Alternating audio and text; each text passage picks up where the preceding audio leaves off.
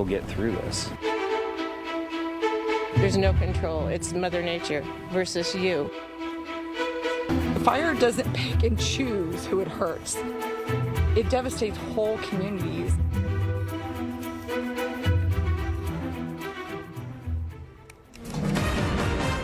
The news at 6 starts right now, and thousands of people across the Bay Area with a lot of anxiety heading into the weekend. Thanks for joining us. I'm Raj Mathai. Rightfully so. I'm Jessica Aguirre. Firefighters are battling these fires from both the sky and from the ground, but the resources are painfully thin. Jella Wang joins us as well.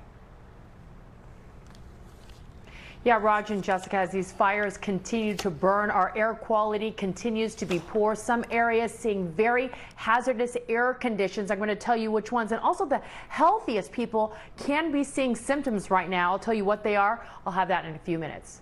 All right, Janelle, we'll see you shortly. It's not just the rural areas, but it's also down in the cities as well. So many people impacted not only by the flames that you're seeing here, but of course the smoke, and we might be doing this for several more days. Let's start our coverage in San Mateo and Santa Cruz counties. Our Sky Ranger over the CZU fire. And again, it's confusing to keep track of all the names, but this is the CZU fire, San Mateo County, Santa Cruz County. This is the northern edge here near La Honda, right on the peninsula, and you can just see all that smoke. Right now, it is 0% contained. The smoke remains just a huge problem. In the East Bay now, Tri-Valley, this is Livermore today. The poor air quality across the region. In the North Bay, the LNU fire burning across Napa, Solano, and Sonoma counties. Thousands have been evacuated from their homes, and this fire has proven itself deadly. 4 people have lost their lives to this fire. Let's begin in the North Bay for you. The big collection of fires called the LNU Complex Fire. It has turned, as we said, very, very deadly. We're going to take you now to CAL FIRE, which has just started its evening press conference. Let's listen in. Outside, mute our telephones, and for all the media to remain masked with COVID masks at all times. Just a quick incident update on this fire. We currently have we can confirm 57,000 acres have burned on this fire, and we have 2% containment now.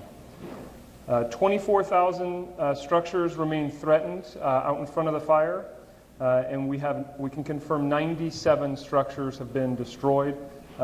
Just so everyone's clear on what that means, in the last 2 days we've had 2 damage inspection teams out in the field. Starting tomorrow, we're going to have 5 damage inspection teams, so we anticipate those numbers to climb in the next few days. We still have 2 firefighter injuries from the beginning of this incident. Their status remains unchanged, minor injuries, not hospitalized.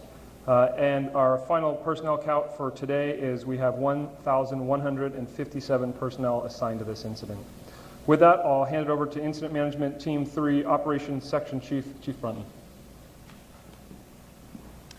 Good evening. So throughout the day, we've seen a little bit of help from Mother Nature as far as a little bit cooling temperatures, a little change in the wind. We have not seen erratic fire behavior throughout the day. It's allowed us to make some progress, albeit somewhat small due to our lack of resources. But we have seen little progress as far as being able to start to construct some contingency lines, especially on the southern end of the fire. That's in progress as we speak, so it's giving us a good opportunity to get in there and take care of that. We still are doing a lot of point protection on structures throughout the entire fire, which has allowed us, because the intensity has dropped slightly, for the crews to get in there and get some good work done. Fire is still making progress and burning down throughout the San Lorenzo Valley into the Highway 9 corridor. And on the western end of the fire and the north end of the fire is being mitigated slightly by the onshore marine flow, the fog layers and so forth. So that's allowing us to get in there where we can do some work, especially behind the community of Davenport, to provide a layer of protection for that community. We're looking to see what's going to happen tonight. The weather should be more favorable. We should not have as heavy of the north winds that we've been experiencing. So our expectation is the fire behavior should mitigate slightly, only slightly, but we will continue to make progress where we can, take advantage of those opportunities where we can, and make some progress. With the coming weather, the next few days, we can do some pretty good work. Beyond that, it's going to provide us some challenges, and we're preparing to meet those challenges with the weather as the coming days approach. Speaking next from the Santa Cruz County Sheriff's Office is Deputy Chief Clark.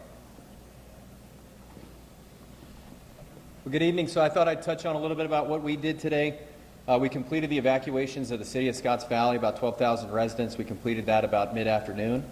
The next thing I want to talk about is really reiterating, and we've said this at prior press conferences, please do not return back into the evacuated zone if you don't have to. It presents hazards for everybody that's trying to work in that area. Like, I can totally understand if you have medication, if you feel like you have to go back, but please try to seek alternative means to obtain that stuff. Contact your doctor. If there's an alternate route you can go to obtaining critical things that you need, that would be extremely helpful, just based on the dynamic and changing nature of the fire, and really allowing fire personnel to devote everything they can to helping put out this fire. In terms of burglary suppression, so today we had about 60 personnel looking for potential looters and protecting property. I can say that there are people out there, unfortunately, that are looking to victimize people who have left and have been displaced. And it's absolutely, it's terrible and it's disgusting. Today alone, we arrested 5 people with 2 carloads full of stolen property off of Fall Creek Road. And so there's more information on that. Our press information officer is posted information about those folks on our Facebook page, and so you can go to the Santa Cruz Sheriff's Office Facebook page to obtain more information with regards to those arrests. But in touching on that, some of us have Ring cameras, webcams, and that sort of thing around our houses. If you see like somebody prowling around your house, call our dispatch center at 831-471-1121, 831-471-1121, and report the prowling. We'll get an officer there. Like I said, today we had 60 personnel. We're going to continue with likely that strength of people for as long as people are displaced. So we're going to have people in the area looking for these folks, but if you see something, please call. In terms of large animal rescue, I wanted to provide some information as far as that was concerned. If you have large animals that need to be evacuated, I'm going to provide you a number, and this is to our large animal rescue folks that'll help get those animals out. That phone number is 831-331-6227. 831-331-6227. That's for large animal evacuation. I want to touch on missing persons. So this has kind of come up, and it's obviously something that we encourage. If you haven't heard from your loved one, please call us. And like I said yesterday, you can go to the Red Cross website to look to see whether or not they've been reported there. If you can't find them there, call our dispatch, and we'll look into it. To provide you some numbers, we've taken about 19 missing persons cases since this fire started. 19. We have detectives that have looked into it. We brought that number down to 2. So there are 2 missing persons cases at this point that we're actively trying to confirm. And so we're going to continue that until there's a resolution to both of those. And then lastly, I just want to touch on, there was another evacuation center that was opened at Simpkins Swim Center. So that's open today. You can go there.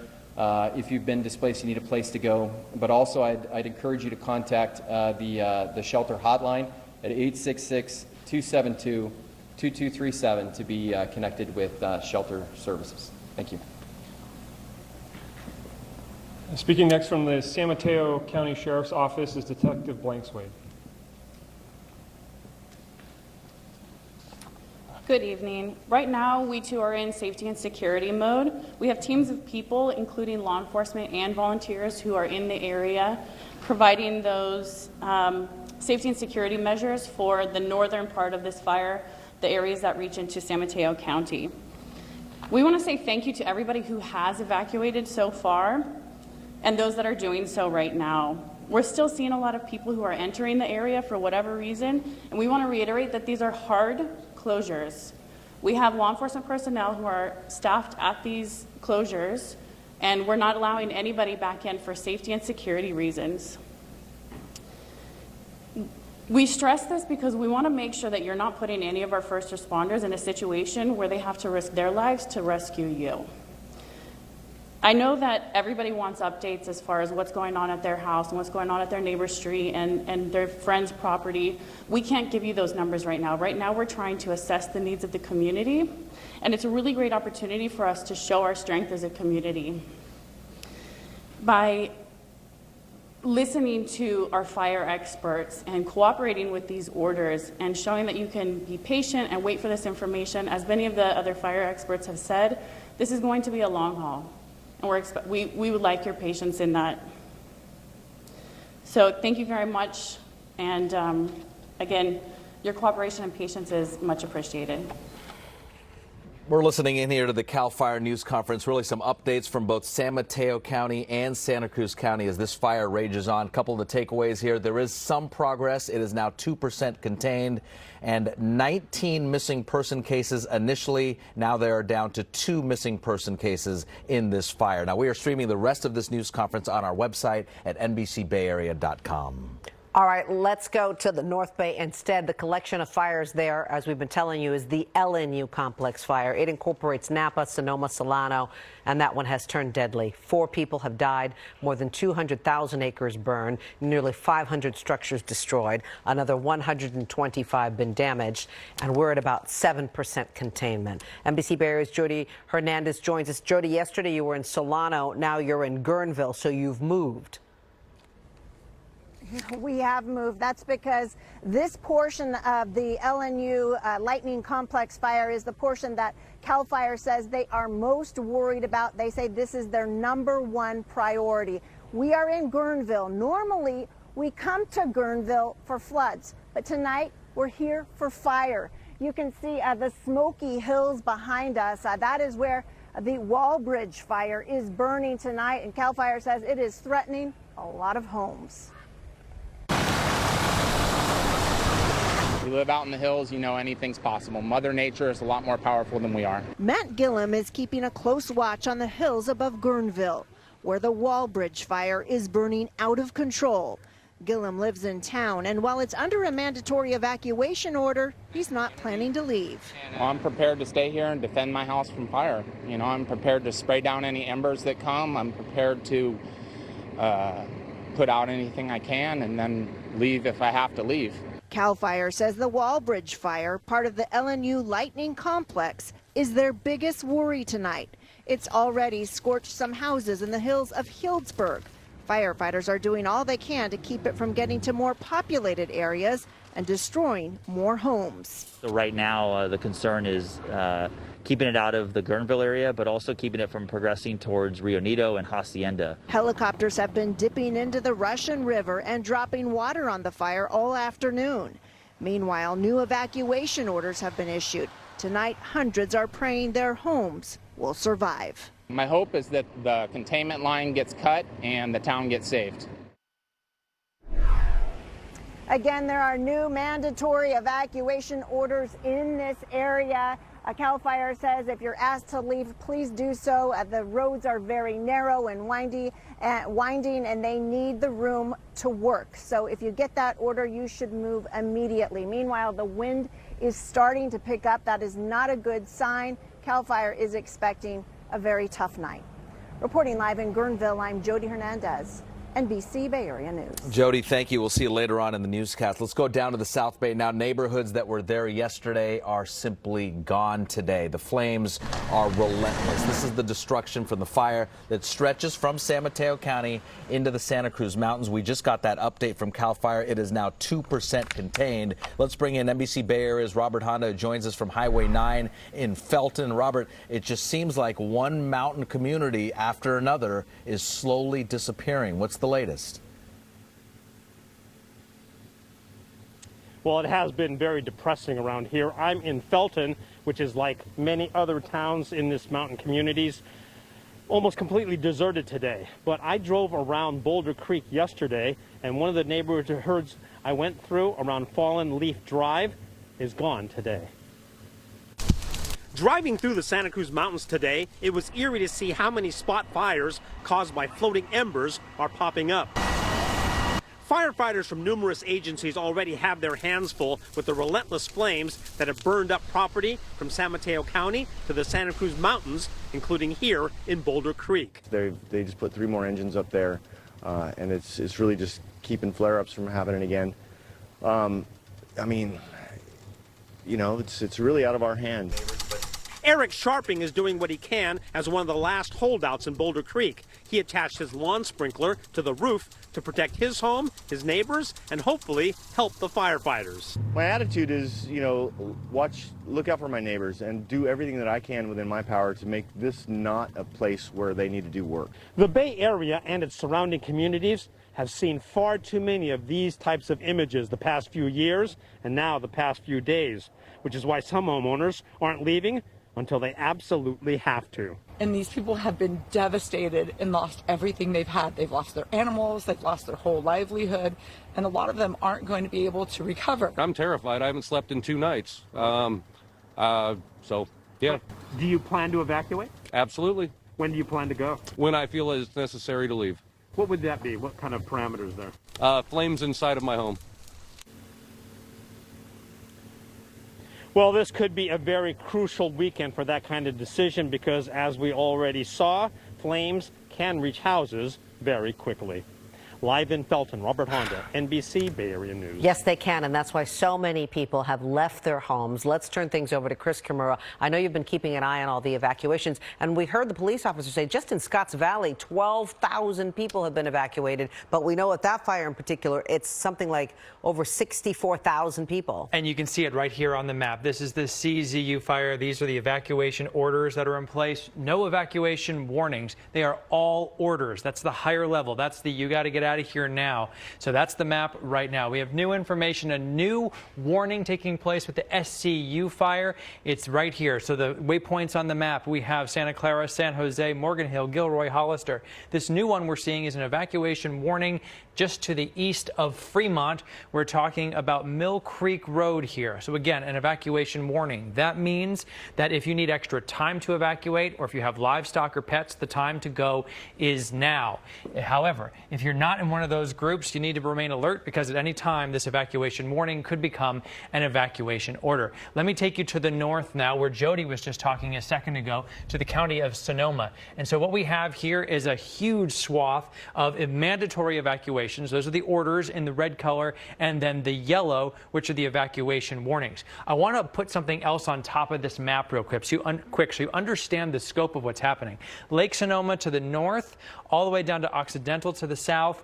Santa Rosa is over here. Here's Healdsburg. So imagine that amount of space. Let me use satellite data that shows hotspots, and you can see how much fire activity there is taking place in that region. So all of that red is what the satellites are indicating are hotspots and fires that are active. Let's move over to Napa. We're going to do the same thing. The waypoints on the map here are to the south. We have Travis Air Force Base, Napa, right in the middle there. The county line to the north with Lake. The county line to the right, to the east with YOLO.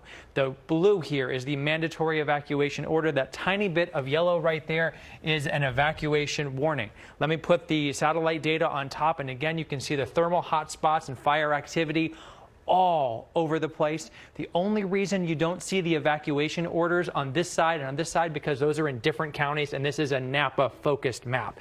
So again, we have hundreds of thousands of people who need to remain on alert, if not millions of people, and certainly tens of thousands of people who are either out of their homes or must be on alert to leave on a moment's notice. Raj, we'll be watching this. We have online at nbcbayarea.com/evacuations a full list that is updated in real time, and you can get alerts on your phone with our app. We highly encourage you to do that as you remain alert from now until who knows when. Yeah, Chris, freeze where you are. Look at that map. Usually when we cover these fires for the last several years, that's the big story, one of those maps. Yeah. You've just taken us through 3 different zones, essentially 3 major stories, and that's the scope of all this here. Good information. We talked about more than 100,000 people have already evacuated, but as Chris just mentioned, thousands more are waiting. With that go bag, they might be evacuated. And for everyone else, it's the smoke. So we are all in this together. Janelle Wang now continuing our coverage, tracking the unhealthy air. And this is a tough task, Janelle, because it keeps changing from bad to worse. And right now, the worst spot is Santa Cruz County. It is so bad right now, Raj. It's at the highest level possible. The air there is hazardous to your health. I'm going to show you a map, a picture I took at 9 a.m. from the Bay Area Air Quality Management District. You can see most of the Bay Area was yellow, just moderately unhealthy air, but the areas around Vacaville, Livermore, Santa Cruz in red, meaning unhealthy air. Well, check out the map now. Last updated at 5 p.m. Much more of the Bay Area in red. The North Bay and Peninsula seeing some improvements, now green, meaning the air is good, but check out Santa Cruz County in maroon. That is the highest level of bad air possible, considered hazardous.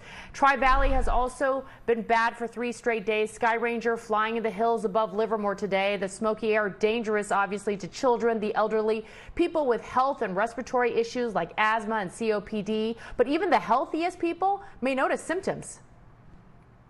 Depending on how close you are to the smoke and how sensitive you are, you can feel your eyes start to water, your throat itchy, scratchy, finding it hard to breathe can also affect healthy adults as well. And so if you're having any impacts or you notice any trouble breathing, you should definitely contact your doctor.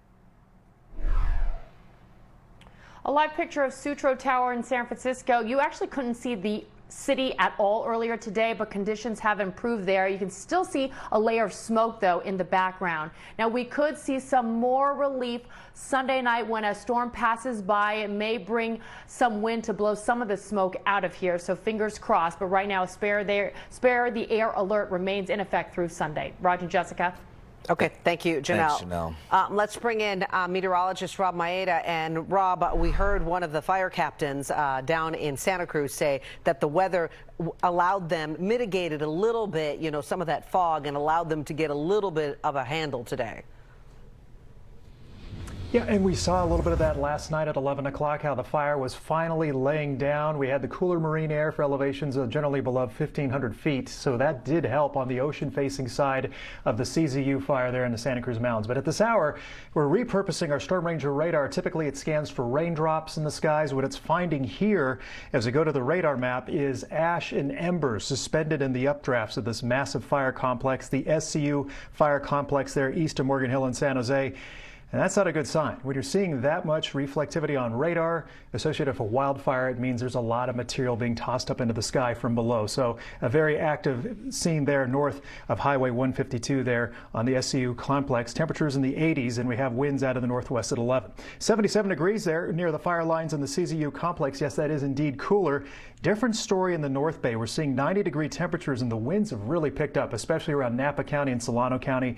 Any type of wind shift is never good for firefighters on the fire lines. We'll be watching that over the next hour or so. So temperatures tomorrow, we begin with 70s in the morning around 9 o'clock. You'll see temperatures eventually kind of like we had today, some mid-90s inland as we head through the afternoon.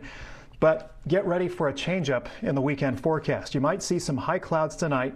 Mid-level clouds arriving Sunday, and if that sounds familiar, we had a similar setup just to start this week. And the reason why, if you have your Nbc Bay Area weather app and you got a weather alert today, it's because of a fire weather watch for the entire Bay Area. It gets started at 11 a.m. Sunday, carries into Tuesday. So yes, it may help our air quality with more wind, but the dry lightning risk will be increasing as we go through the weekend. Coming up in our next half hour, we'll take a closer look at that pattern hour by hour and try to time out when we suspect we'll see the highest fire danger potentially with this next round coming in. No break around the Bay Area in that 7-day forecast. Okay, thank you, Rob. We're back in a moment.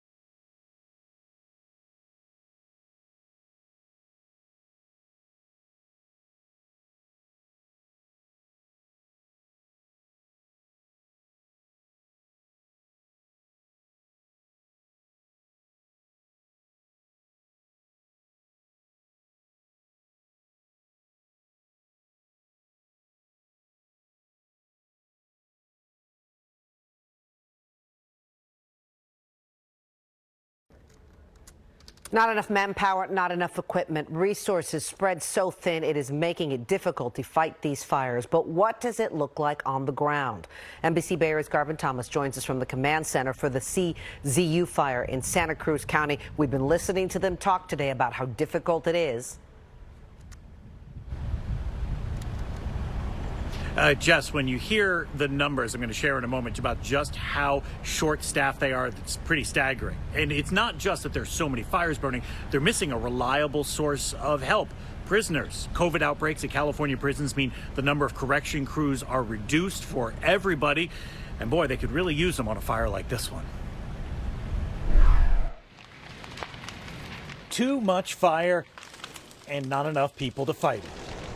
It's a problem much of the state is facing right now. But on the CZU Lightning Complex fire, burning in heavy timber that has not seen fire in decades, it's a particular problem. Just how short are they on resources? Vary. Like by a factor of 10. Right now we're sitting at about 1,000 personnel for a 50,000 plus acre fire. To kind of paint the picture in terms of what that means, traditionally 1,000 people or fire suppression personnel would be adequate for a fire that's 5,000 acres, not 50,000 acres. So what does that mean when it comes to fighting the fire? Well, containment for the moment is out of the question. 4 days into the fight, it remains at zero. What resources they do have must be put elsewhere. We are focusing solely on making sure that we can do point of attack on specific structures that are immediately threatened. And once we get more resources in, we'll be able to start aggressively attacking and making containment along the perimeter. All right, Garvin, let's bring you in. Any opportunities for them to find more manpower? They have requested it, but here's the challenge, and they've been told that there are crews from other regions who are coming in to help them out. But even once you get a firefighter from another region on site, it takes at least a day before that firefighter can get to the front line. So there's even a delay once the people are on site before you can get them out there helping. And as you heard at the top of the newscast, with the containment going up 2%, that's so important, because unless they get containment on this fire and all they can do is focus on structures, they're just going to continue to be more and more structures that are being threatened. Okay, thank you. And I know you'll be back in studio with me this evening. And yes, those strike teams, when you come in, you got to build a base camp. You got to do a lot of stuff. It is complicated. Thank you, Garvin. And a note in Marin County now, this is the Woodward fire. People in the communities of Olema, Inverness Park, and Sea Haven are now under an evacuation warning. This is going to be a tense weekend. We're back in a moment with the other warnings in other parts of the Bay Area. Stay with us.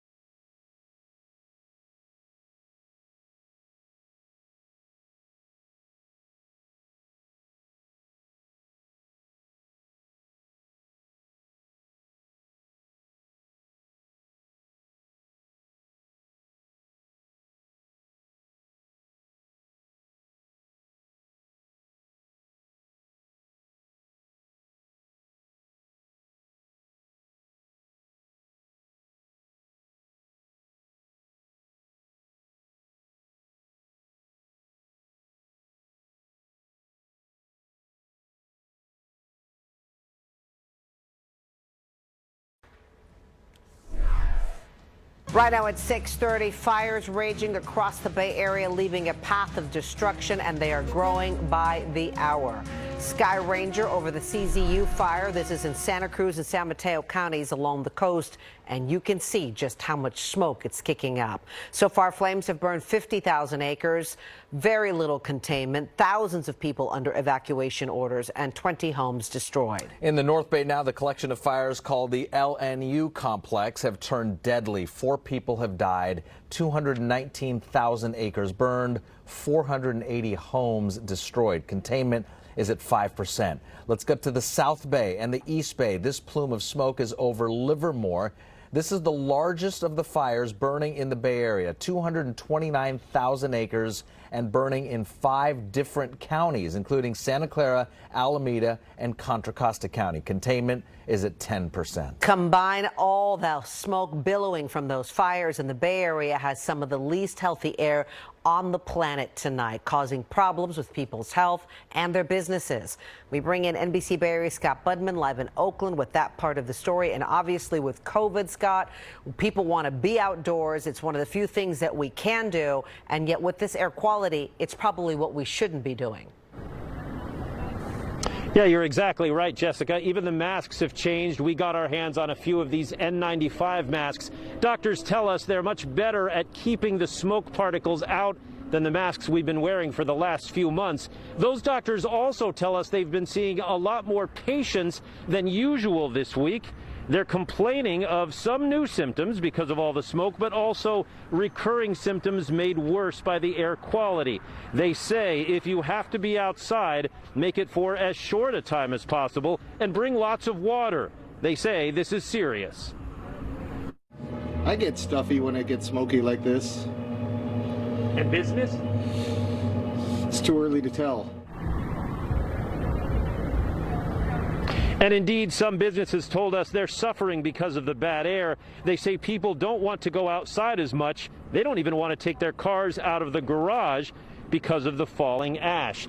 Again, best advice from the doctors, try to stay inside as much as you can and don't ignore any symptoms that you may be feeling. They say they, like the smoke above us, are likely to linger for some time. Live in Oakland, Scott Budman, NBC Bay Area News. This could be the final blow for a lot of businesses. Thank you, Scott. There are now more than 100,000 people under evacuation orders across the Bay Area. The county with the most people fleeing their homes is Santa Cruz County, with about 64,000 people evacuated. Next up, Sonoma County. You see there 30,000 people under mandatory evacuation orders, and more orders are expected soon. Napa County has more than 13,000 people evacuated. San Mateo County has about 1,000. Well, crews are busy trying to keep that SCU fire from reaching Morgan Hill. For now, the flames are staying away from the San Jose foothills and headed south instead. NBC Bay Area's Damien Trujillo joins us now from the San Jose foothills. And Damien, this is where you live. You were evacuated a couple of days ago. Are you back in your home yet? Yeah, we were able to come back this morning, Raj. Thank you for asking. We have to go live here because there's just no cell service any closer to where the flames are here at the SCU fire. It does remain at the 10% containment. Those were the numbers from earlier this morning as the crews are trying to keep it from heading south. Smoke fills the entire region below the Lick Observatory. This is where firefighters put up a successful battle to save the national landmark. Now they hope to keep the flames away from Morgan Hill. We normally have incredible service through Morgan Hill Councilman John McKay worries what a depleted fire force means for his city. So Morgan Hill is mobilizing, closing streets, alerting residents that the town's eastern hills are under an evacuation warning. right now, due to the fact that there are so many fires, resources are getting pulled away. So we can't rely on our normal level of service. And so that has everybody much more concerned. It's Mother Nature versus you. This is the most terrifying experience I've had in my life, to be honest, besides the '89 earthquake. But this is worse because our house could be destroyed right in front of our eyes. NBC Bay Area has learned that the children in the Boys Ranch, which is a detention center for at-risk youth, have been evacuated, all because of the flames that could be headed south. I fear that we may lose our homes. And it's an eerie sight up here. We could see the smoke from this fire. Then you look across the valley, you can see the big smoke from the Santa Cruz fire. And stuck in the middle are all these poor homeowners and residents who are trying to stay away from these approaching flames.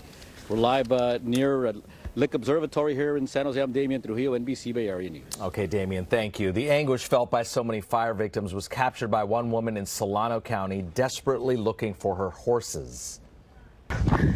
Oh, no, no, no. No, no, no, no. Oh, no. No. You can hear her out of breath and also just in tears as she doesn't find her horses, but they were located later and they are safe this evening. That woman, she's a rancher, Krista Hefner. She posted on Facebook that she lost nearly everything in the fire just as her business was starting to recover from the coronavirus concerns. Another great way now to stay informed is sign up for our NBC Bay Area Alerts, especially as the weekend approaches with the possible lightning coming. It's a great resource for weather and evacuations. We're sending out all the latest information as well as our breaking news stories. You can sign up for our free NBC Bay Area app. Well, lots of essential businesses in San Francisco are on the brink of closing after learning the city will remain on the state's watch list for the unforeseeable future. Hairstylists, pub owners alike begging for the state to give them some guidance. Some workers are saying a simple timeline of when they could possibly move businesses inside in some capacity would be helpful. Weather also having an impact on places like McCarthy's Pub. They're fortunate to have outdoor seating, but they've had to close early this week because of all the smoke in the air. It's just that unknown. It would make things a lot easier for us, I think, if we had some idea of when we were able to go back inside. Just limited, safe, distanced inside. All right, let's add another complication to this. Rainy winter on the way. Eileen McCarthy wonders if she'll be able to open her doors at all if she can't have at least some people inside.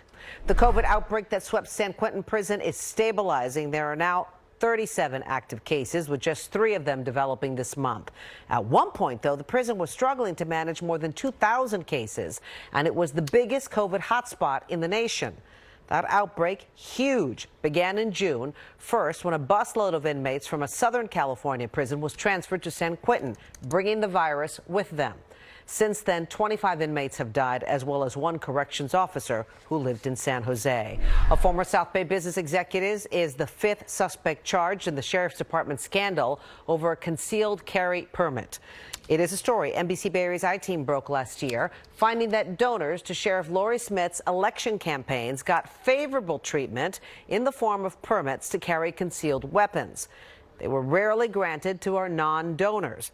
A sheriff's captain was among 4 people indicted by a grand jury earlier this month.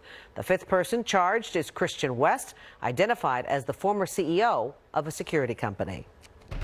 Up next here at 6 o'clock, a 4-decade nightmare ended today. The Golden State Killer was sentenced. He also took off his mask and spoke to his victims.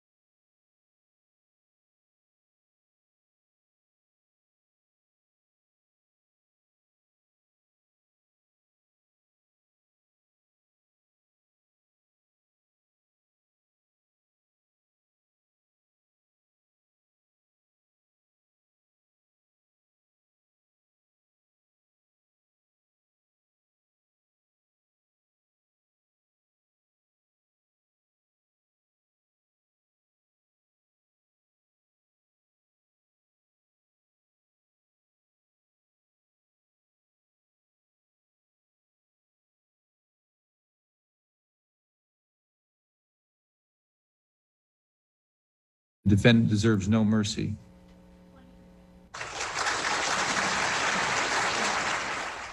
You can hear the applause inside the courtroom and virtually as the Golden State Killer was sentenced to life in prison. Years of rapes and murders that terrorized women in the Bay Area and beyond in the 1970s and 80s. Joseph DeAngelo also took off his mask today in the courtroom and had a brief message to his victims. Here's NBC Bay Area's Tom Jensen. Judge Michael Bowman handed down the harshest penalty possible, 11 consecutive life sentences, and no chance for parole for the Golden State Killer. The survivors have spoken clearly. The defendant deserves no mercy. I think he got exactly what he deserved with one exception, which is that he needs to be in general population because he needs to see himself in the image of the people around him. Jennifer Carroll, one of many victims and family members who witnessed the sentencing of Joseph DeAngelo in person and who heard him speak directly to them for the first time. And I'm really sorry to everyone I've hurt. One prosecutor was upset that a man who admitted to murdering 13 people and raping at least 50 women across California in the 1970s and 80s couldn't get the death penalty. I wanted to stare at you and watch you silently slip into the night. DeAngelo has appeared in court in a wheelchair since his arrest 2 years ago, but the DA released this video of him in his jail cell in which he appears to be quite nimble. If we've even dared to waste an ounce of compassion on him for maybe not being well, that was a wasted effort. He's just fine. Closure for victims, but many unanswered questions remain about DeAngelo's decade-long spree of murders and rapes that spanned most of the state. I think there are questions for which we'll never have an answer. I mean, he literally went from Northern California to Southern California. We will never know. I don't believe we will ever know the magnitude of what Mr. DeAngelo did. In Sacramento, Tom Jensen, NBC Bay Area News. All right, let's check in again with Rob Maeda. Rob, we're entering into the weekend. It is Friday. What can we expect this weekend? Well, the weekend's top concern, at least to start, will be that wildfire smoke leading to unhealthy air, and then those fire weather watches you may have been alerted to on your NBC Bay Area weather app will explain that and what lightning could mean for our forecast over the next few days. We'll have a look at that coming up.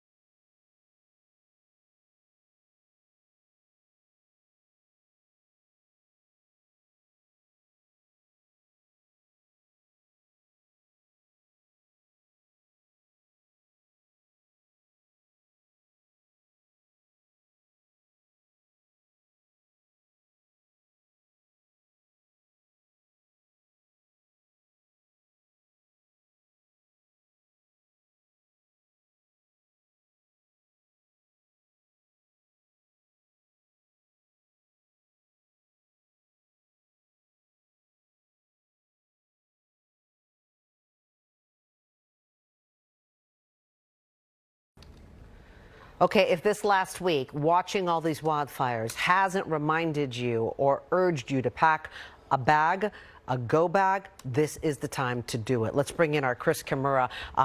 You know, we've been talking about go bags forever with earthquakes, but now these fires really bring it home. Yeah, I think it's time for a gut check and a total reassessment because there's some level of risk everywhere. And this fire outbreak is a reminder to reassess, everything, the go bag, your escape routes, your home inventory. And I want to talk about something else that you should rethink, your wildfire home insurance. Insurance experts are predicting many of the people whose houses are burning down this week, they will not have adequate insurance coverage to fully rebuild. We've seen this crushing underinsurance deficit over and over, Tubbs, Camp, Kincaid. Most homeowner policies basically auto-renew and largely do not keep pace with rising construction costs. Well, when that happens and a fire occurs, you can be caught tens or hundreds of thousands of dollars short of what it costs to rebuild. Now, here's the good news. You can take steps right now to prevent an underinsurance surprise. Amy Bach at United Policyholders in San Francisco helps people with insurance hassles. She says step 1 is grab a calculator. Step 2, find your insurance policy. Pull it out and see how much your home is insured for. Do a little basic math. How much per square foot in insurance will you have to make repairs or rebuilding? Is it 100? You're underinsured. Is it 200? You're still probably underinsured. Bach says $250 to $300 per square foot is the minimum. Some disaster survivors are finding it costs to rebuild after a wildfire. So please do the math, then talk to your insurance agent. And remember, a key point here is that the prices of homes that they're selling for in your neighborhood, that's very different from the prices builders will charge. Two very different numbers there that you and your agent have to factor in. Get written estimates if you must. Now, if your insurance agent doesn't want to sit down with you and work it out, we recommend you find a different agent who will. Raj, over to you. Oh, a lot of people will be getting on the phone now. Hopefully. Thank you, Chris. And especially building costs here in the Bay Area are sky high. Let's take you outside as we head into the weekend. You got to be careful here. This is not a time to take a long hike or a long swim or anything outside. Our Sky Ranger in Livermore, one of the many trouble spots in terms of air quality. Rob Maeda back with us. And I don't know, is it a catch-22, Rob? We want the wind to kick everything out, but then again, it increases the flames and spreads the flames.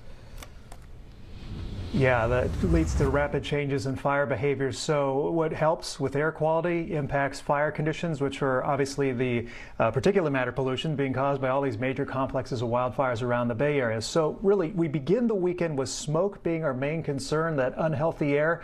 In the case of the Tri-Valley, you're almost looking at 36 continuous hours of unhealthy air that will likely carry through at least for the first half of the weekend. Let's show you San Francisco. And again, that's quite a view. You see the smoke there off to the west. But what's interesting, you see the flag there on the top of the downtown buildings? Winds are up to 37 miles per hour. So yes, the wind is picking up short term. That gives you a little bit of air quality relief. And even into San Jose now, sky's trying to clear up a little bit, 80 degrees after a high of 89. A little bit not so nice as you get out towards Contra Costa County, inland out towards the Tri-Valley too. You got 96 degrees for a high, 89 currently. Still looking at unhealthy air quality, and we think the same regions, especially for tomorrow, inland East Bay, South Bay, Santa Cruz, especially downwind of the CZU fire there in the Santa Cruz Mountains. You're going to see some unhealthy air for tomorrow. So the topic of smoke is really amazing. We try to compare this back to 2008 in June with that lightning fire output. This is above and beyond what we saw back in 2008. You can see how the smoke covers the entire state. What you probably would never think you would see is this much smoke interacting with a tropical storm. And we found this on one of the weather models. Look at our California smoke. That's the line in red wrapping around the area of low pressure, which used to be Tropical Storm Genevieve. So an example of the conditions we have now interacting with what's coming our way this weekend, which is pretty spectacular actually to see something like that on the smoke.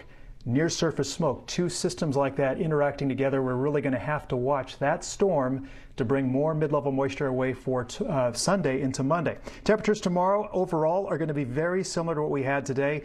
You're looking at numbers in the mid-90s inland, again enduring more unhealthy air and smoke pollution, especially for areas closer to Santa Cruz and the Tri-Valley. And then we have to turn our attention to Sunday. I think the wind may pick up as storms start to form offshore. That may pick up the winds a bit, but that introduces the chance of seeing some lightning spark fires as, again, that area of low pressure you saw in that smoke forecast forecast starts to approach Southern California. It starts to shed away high-level moisture to start, increasing mid-level moisture as we get into Sunday. So the fire weather watches for now begin at 11 a.m. on Sunday, carry all the way through Tuesday at 11 a.m. So it's going to be a 48-hour window where that moisture continues to move to the north. And you can see that area of green just offshore through 7 a.m. on Tuesday. That's the area we have to watch. If that's a little bit closer inland, we could see another round of those very densely packed lightning strikes with some of these fast-moving cells offshore. So that is our top concern. We could see those fire weather watches upgraded to red flag warnings as of tomorrow as we get closer within 24 hours of that event. So for now, Saturday appears to be the calmer of the two weather days, with smoke pollution and air quality our top concern. And then from there, as early as mid-morning Sunday, with the dry air trapped below, I think the risk of dry lightning will actually be higher Sunday, maybe into early Monday, then possibly some rain showers. I mean, that's the best case scenario, that the system manages to pull enough moisture to drop some real rain. But given the speed of the showers passing through, much like we saw just earlier this week, this is the type of pattern that we don't often see, that we last saw in 2008, that seems to be repeating itself twice in about 7 days. It's like a Florida pattern. This weekend, stay tuned. Yeah, absolutely. You know, and it's going to be high humidity too. So if you don't have the storms, you're really going to notice the humidity picking up. Okay, thank you. You usually have some good news for us, but we understand what we're all dealing with here. Thanks, Rob. Up next, a quick note from the 49ers and the Raiders. With the NFL season just a few weeks away, the Raiders getting a tour of their new $1 billion dome.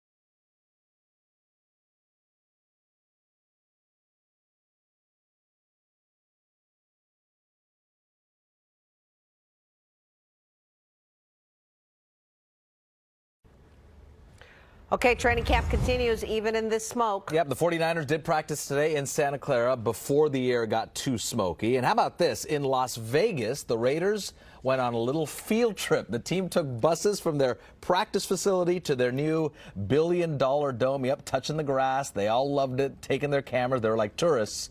The NFL season, by the way, kicks off, we hope, September 13th. Okay, finally tonight, check it out, the center of your screen. One of the viewers sent us this. It's a pair of planes picking up water from Tamales Bay, north of Point Reyes. You can see the planes dip down into the water, scoop up the water, using that water to fight the Woodward fire, which has scorched 2,200 acres at Point Reyes National Seashore.